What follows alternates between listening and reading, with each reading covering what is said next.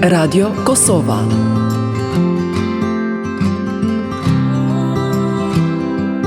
Për një botë më të mirë.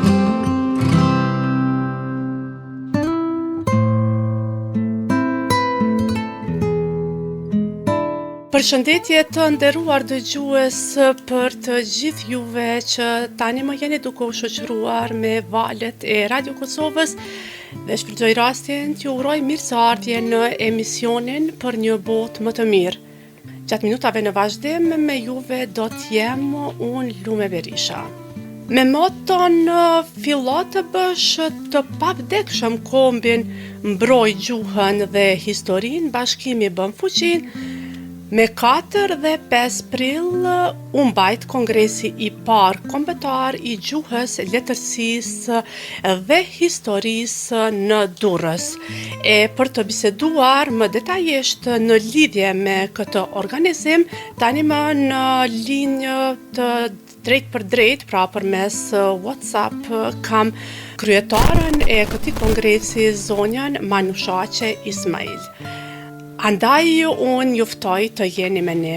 Zonja Manushaqe, faleminderit që ndat kohën të jeni me dëgjuesit e emisionit Për një botë më të mirë, për të na treguar më detajisht se si lindi ideja e mbajtjes këtij kongresi. Përshëndetje, në radhë të parë, duhet ju falenderoj për ftesën që më keni bërë dhe për mundësinë për të shpalosur gjithë punën dhe mundin që u bën nga ana ime dhe pjesëmarrësve në këtë kongres kaq të rëndësishëm.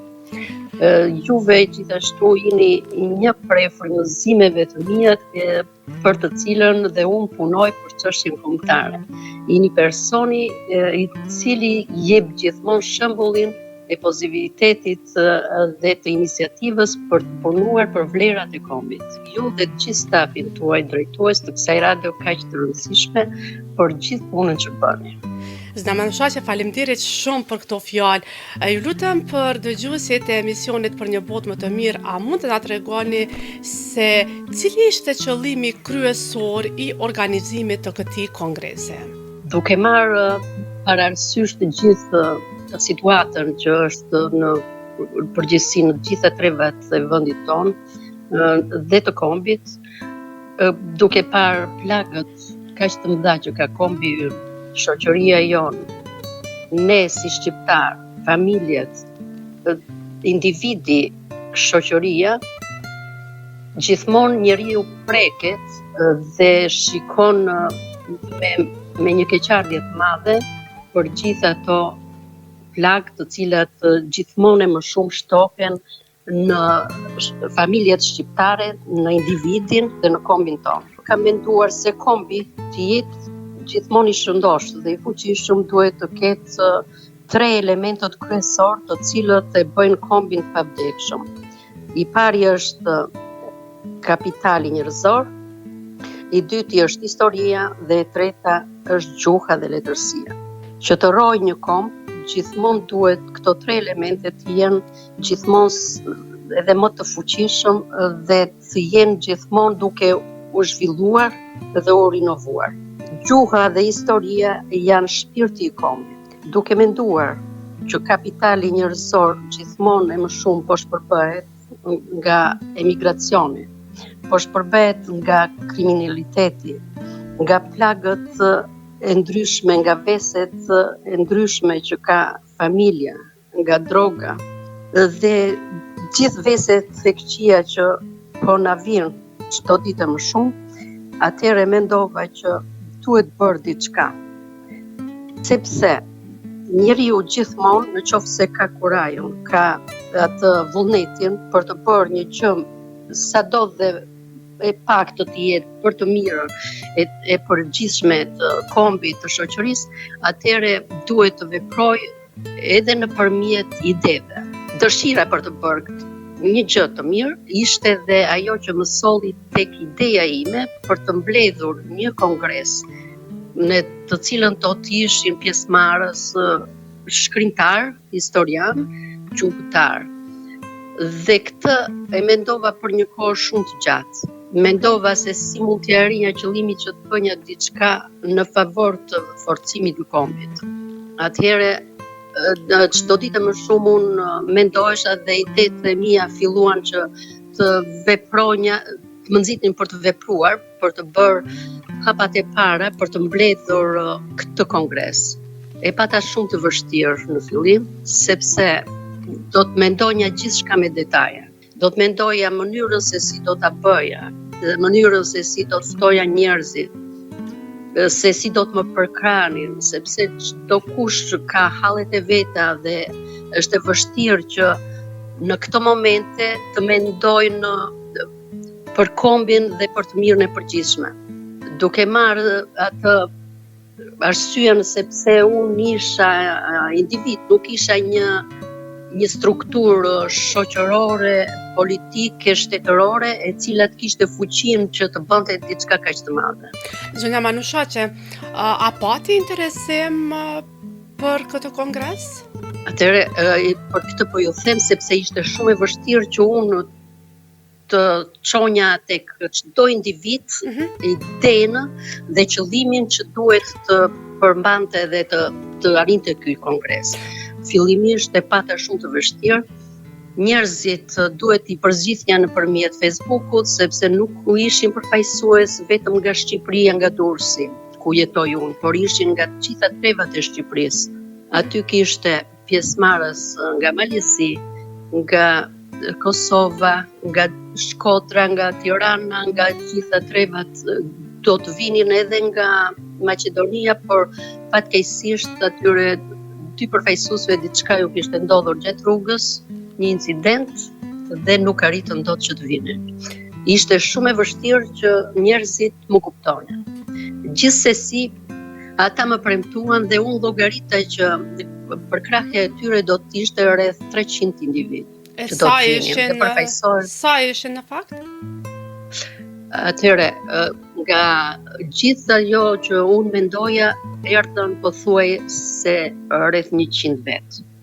Një shifër shumë e ulët në krahasim me pritshmërinë që unë kisha. Po, në rregull. Dhe kjo më bëri që unë disi të trembesha, të friksohesha ose të humbisnja pak besimin tek njerëzit, tek ata pjesëtarë. Gjuha, historia dhe letërsia, gjatë punimeve të kongresit të parë, në cilat nga këto tri fusha u fokusuat më së shumte? Atëherë, këto të treja ishin të lidhura dhe janë të lidhura me njëra tjetrën, si mish me kockën dhe unë s'mund t'i veçoj. Por në përgjithësi, ajo që ishte që u diskutua më shumë ishte nga historia dhe nga shkrimtarët, nga poetët që merrnin pjesë. Kishte edhe profesor që diskutuan për gjuhën dhe në përgjithësi ishin pothuaj të interesuar për të treja këto shtylla të historisë të kombit në fjalë. Po. Se kështu mund t'i quash shtyllat e kombit. Patjetër. Me çfarë fakte të reja u prezantuan pjesëmarrësit në këtë kongres?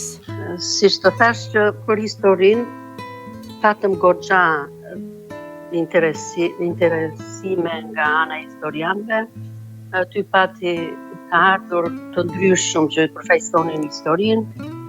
Njëri prej tyre ishte Kolmarku, që vinte nga Italia, ishte Agronda Lipaj, ishte Luftullah Preza, ishte Suba Hysa, nga Kosova, më duket se ishte një Shefqet Kërceli historian, ose nga Tirana, se mbaj mend mirë, dhe ishte Sadri Rexhepi, sikush nga këta kishte përgatitur diçka, por ata që folën dhe që ishin të përgatitur mbajtën referatet, ishte Sami Shatri, Namik Selmani që ishte nga Italia, ishte Kristina Ndoci, përfaqësuese nga Malezi.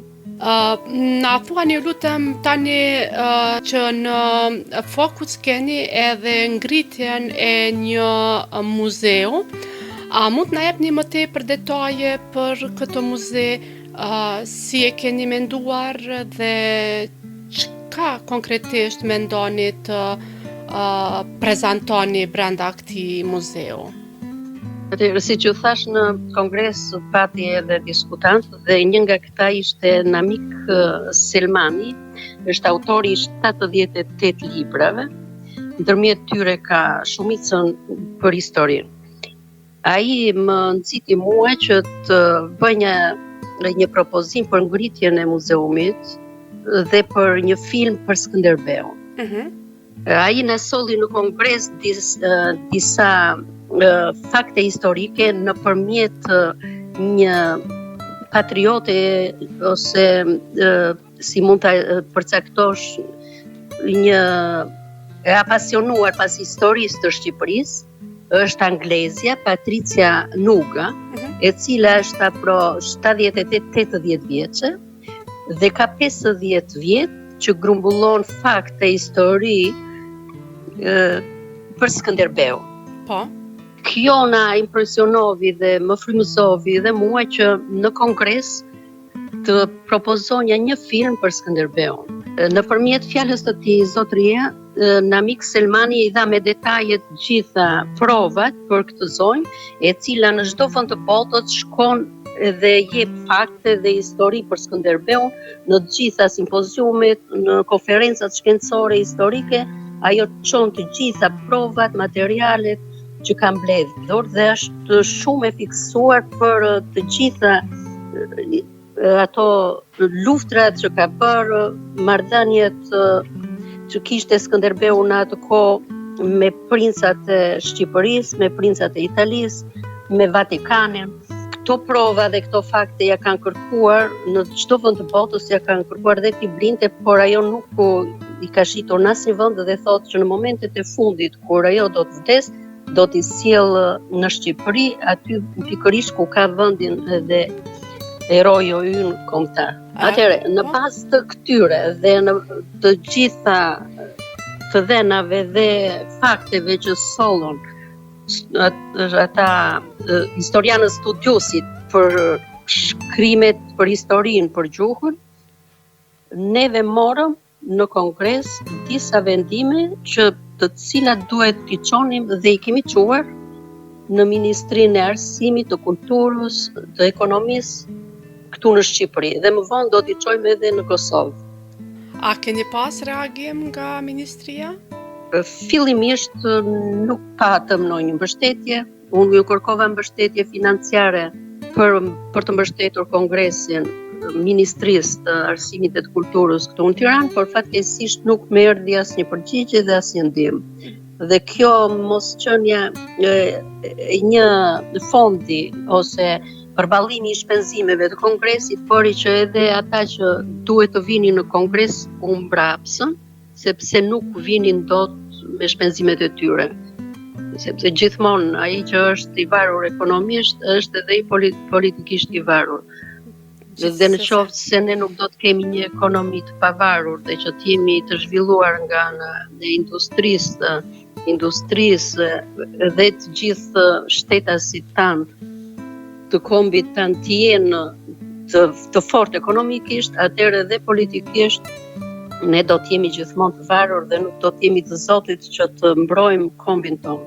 Patjetër. Për këtë nuk na ndihmoi askush. Dhe kjo duhet të ishte e para që do t'ju thosha, por më kalovi si detaj. Kishte shumë edhe nga Prishtina, nga Kosova, shkrimtar, historian që dëshironin të vinin dhe pikërisht vetëm për mungesë fondesh, për mbështetje nga ana e rrugës që duhet i paguante kongresi ose të fjetjes, që unë nuk munda do, sepse unë jam e vetme që e bëra këtë kongres, ata nuk erdhën, nuk morën pjesë. Jo se ishte dëshira e tyre që nuk do të vinin, por ishte kjo ana financiare që ata s'kishin mundësi.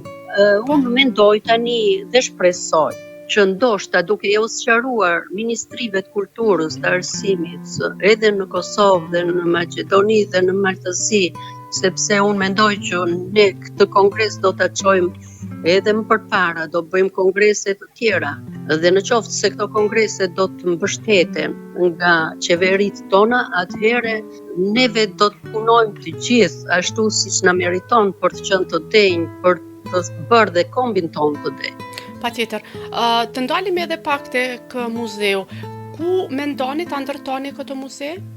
Do të jetë Shqipëria, Kosova? Historikisht, ideja për të çuar në vend dhe për të dhënë dinjitetin e merituar popullit ton, vllajt ton të Kosovës, popullit ton të Dardanisë, është që ai muzeu të bëhet në Prishtinë, por në pamundësi atëherë mund të bëhet edhe në Tiranë. Atëherë në qoftë se do të kemi përkrahje dhe donator, ai mund të bëhet edhe në Europë, sepse ne drejt Europës po shkojmë. Por aman, në qoftë se ne si Shqipëri nuk do të kemi bashkim të trojeve dhe Shqipëria nuk është e bashkuar, atëherë nuk mund të flitet për një Europë të bashkuar. Kjo ishte dhe ajo që unë ljodhash me detaje gjatë fjalimit tim, gjatë referimeve të mia edhe në Kongres. Si mund të pretendohet që ne të bëjmë një Europë të bashkuar kur nuk kemi Shqipërinë e bashkuar. Dhe kjo është mangësi edhe nga ana e Institutit të Shkencave, të Historisë, nga ana e institucioneve shtetërore të Kosovës, të Shqipërisë, të Malit të Zi, të Maqedonisë, ne si treva duhet të bashkohemi. Në mos u bashkofshim si anë fizike, si kufi, atëherë le të bashkohemi nëpërmjet institucioneve, le të bashkohemi nëpërmjet kongreseve, të institucioneve shkencore të historisë, të gjuhës, të letërsisë, të kuvendeve, të bashkohemi nëpërmjet abetares, nëpërmjet historisë, të gjuhës.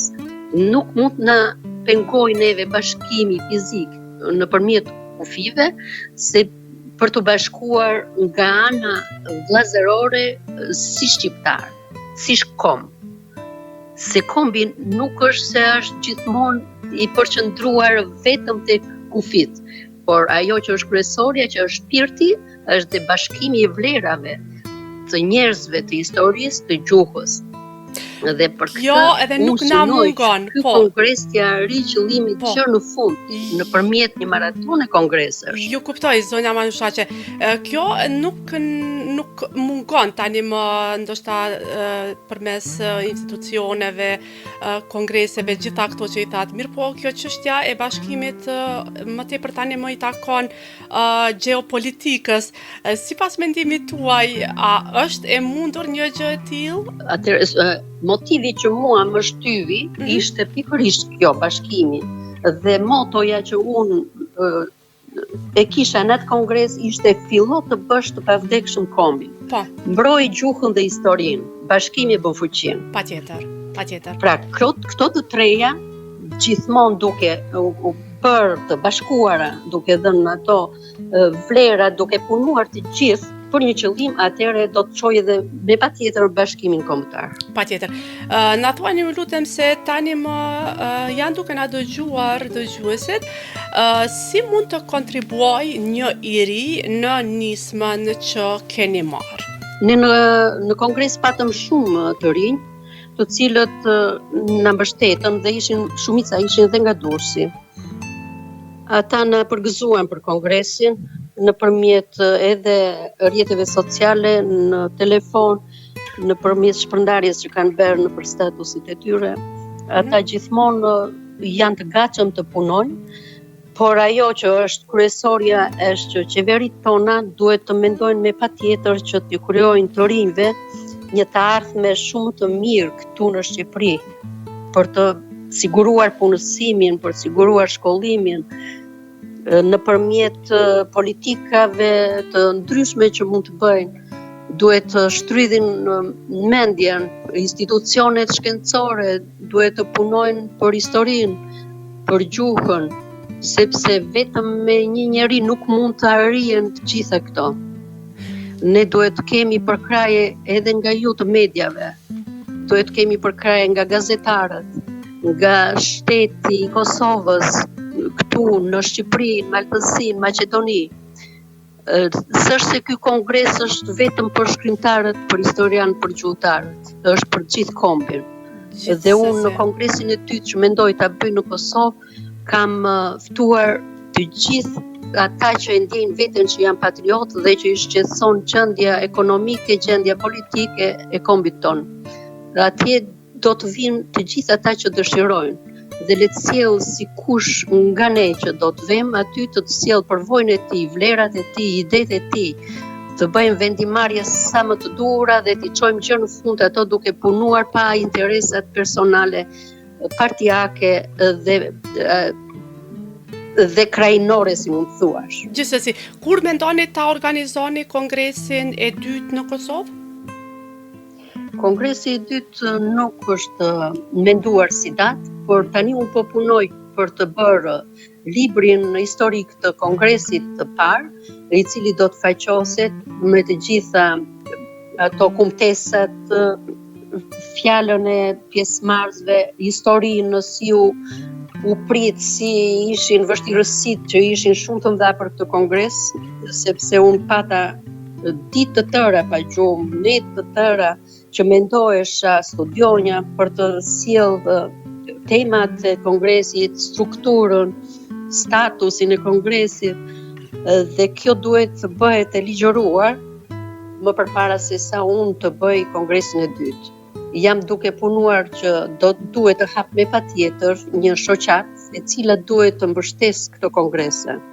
E kam shumë të nevojshme që aty të gjej dhe donatorët e duhur që të na mbështesin për të bërë të përballueshme gjithë shpenzimet që mund të kenë kongreset e ardhshme. Mbas Kosovës, ashtu siç më keni thënë, mendoni që kongreset të vazhdoni në Maqedoni edhe në Maltëzi, apo? Po, sigurisht. Dhe prandaj unë këtë kongres që bëra në Durrës në datën 4 dhe 5 prill, e quajta kongresin e parë të gjuhës, historisë dhe letërsisë.